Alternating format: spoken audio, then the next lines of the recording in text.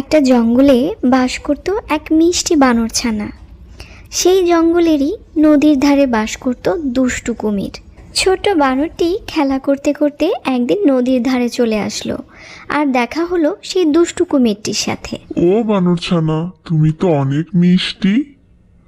তুমি কিন্তু দেখতে খুব ভালো, তোমাকে আমার অনেক পছন্দ হয়েছে। তুমি কি আমার বন্ধু হবে? হ্যাঁ, আমি তোমার বন্ধু হব।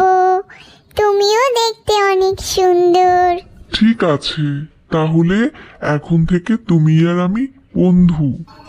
এরপর থেকে বানরছানা আর কুমিরের অনেক ভাব হয়ে গেল, আর এভাবে ভাব করতে করতে 2-3 দিন কেটে গেল। একদিন কুমির বলল, ও আমার বন্ধু, তুমি কি আমার বাড়িতে যাবে বেড়াতে? আমরা তো সবসময় নদীর ধারে বসে কথা বলি।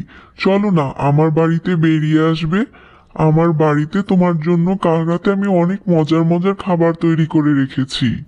কি মজা, কি মজা! আমিও মনে মনে ভাবছিলাম তোমার বাড়ি কেমন সেটা দেখব, কিন্তু তুমি তো আমাকে কখনো বলো না, তাই তোমার বাড়িতে যাওয়া হয় না।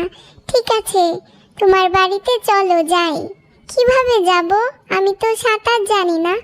এটা কোনো ব্যাপারই না, তুমি আমার পিঠে ওঠো, আমি তোমাকে নিয়ে যাচ্ছি।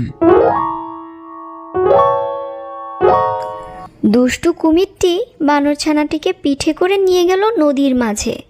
নদীর মাঝে গিয়ে বলল, শোনো বানরছানা, আমি তোমার সাথে ইচ্ছে করেই বন্ধুত্ব করেছি, কারণ অনেক দিন ধরে আমার বউ তোমাকে দেখছিল আর বলছিল আমাকে তোমার হৃদয় খাবে। এই জন্যই তোমার সাথে আমি বন্ধুত্ব করেছি। এখন আমি তোমাকে নিয়ে যাব আমার বউয়ের কাছে, আর তোমার হৃদয় তাকে আমি দিব, সে মজা করে খাবে। বানরছানাটি ছোট হলে কি হবে, সে বুদ্ধি করে বলল, এই ব্যাপার, তুমি আমার বন্ধু আর তুমি আমার কাছে সামান্য হৃদয় চেয়েছো, এটা আমি দিতে পারবো না।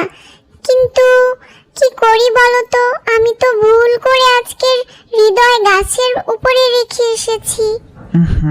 তুমি যে কি করলে! আজকে তোমাকে নিয়ে আসলাম আর আজকেই তোমার হৃদয় গাছের উপরে রেখে আসলে।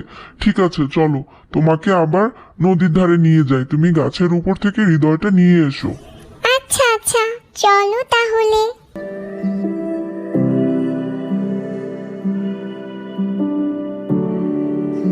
যখনই দুষ্টু কুমির বানরছানাটিকে নদীর ধারে নিয়ে গেল, অমনি বানরছানাটি লাফ দিয়ে গাছে উঠল।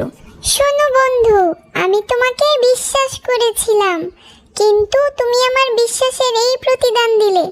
বন্ধু হয়ে বন্ধু হৃদয় খেতে চাইলে। আর কখনো তোমার সাথে দেখা করব না। বিদায়। এই বলে বানরছানাটি চলে গেল। তখন কুমিরটাও দুঃখ পেল।